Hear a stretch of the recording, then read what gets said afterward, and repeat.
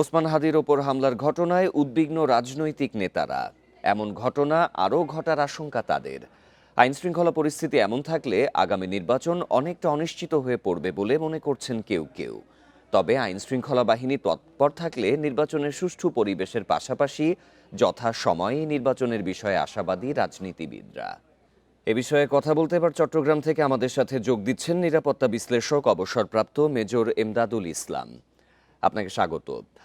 আমরা যেটি দেখলাম আসলে তফসিল ঘোষণার পরই হাদির ওপর হামলার ঘটনা হলো। রাজনৈতিক নেতারা এই বিষয়ে বেশ উদ্বিগ্ন। এমন ঘটনা তো সামনে আরও ঘটবে এ নিয়ে তারা আশঙ্কাও জানিয়েছেন। তো আইন শৃঙ্খলা পরিস্থিতি স্বাভাবিক করায় বা সামনের দিকে পরিস্থিতি উন্নতির আসলে উপায়টা কি?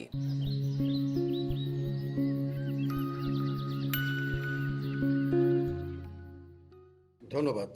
আসলে ওসমান হাদির উপর আক্রমণ পরিচালিত হয়েছে, এটা অত্যন্ত দুঃখজনক একটা বিষয় এবং এটা একটা আমি বলবো যে একটা অশনি সংকেত রাজনৈতিক অঙ্গনের জন্য। বাট এখানে দুটা জিনিস আমি সামনে আনতে চাই। একটা হচ্ছে যাকে এখন বলা হচ্ছে আইডেন্টিফাই করা হয়েছে বা যাকে শনাক্ত করা হয়েছে সে ব্যাংক ডাকাতিতে ২ টা অস্ত্রসহ ধরা পড়েছে এবং তাকে সে জেল থেকে ৩ মাসের ভিতরে সে ছাড়া পেল কি করে? এই জিনিসটা কিন্তু আমাদের আইনশৃঙ্খলা বা আমাদের নীতি কৌশল প্রণেতা যারা আছেন বা প্রশাসনে যারা আছেন, বিবৃতি দিচ্ছেন, বক্তব্য দিচ্ছেন, ইভেন কি রাজনৈতিক নেতারাও এই বিষয়টাকে সামনে আনছেন না।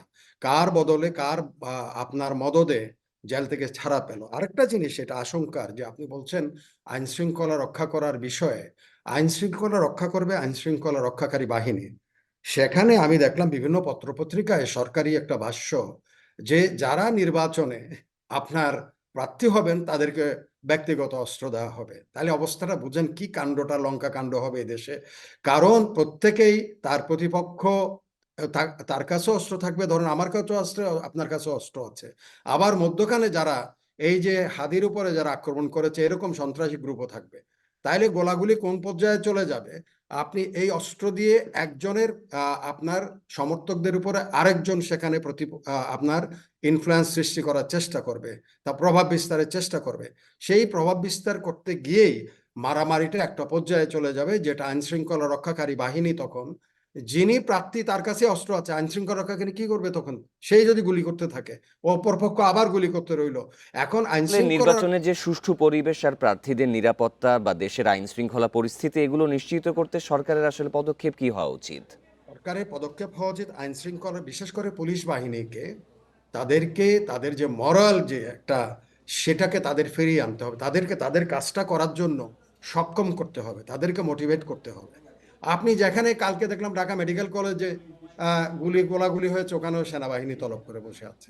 তার মানে কি? তাহলে পুলিশের দায়িত্ব কি? পুলিশ কি করবে তাইলে? পুলিশের দায়িত্ব হচ্ছে, পুলিশ নোস প্রত্যেকটা থানা সম্বন্ধে, তার যার যার থানার ওসি সে জানে এখানে কে কি করে কি না করে, তার সোর্স আছে। সেখানে পুলিশকে দিয়ে এটা নিয়ন্ত্রণ করতে হবে। পুলিশ আইন নিশ্চয়ই শৃঙ্খলা পুলিশ বাহিনীর আসলে এখানে গুরুত্বপূর্ণ ভূমিকা রয়েছে। মেজর এমদাদুল ইসলাম, আপনাকে ধন্যবাদ আমাদের সাথে যোগ দেওয়ার জন্য।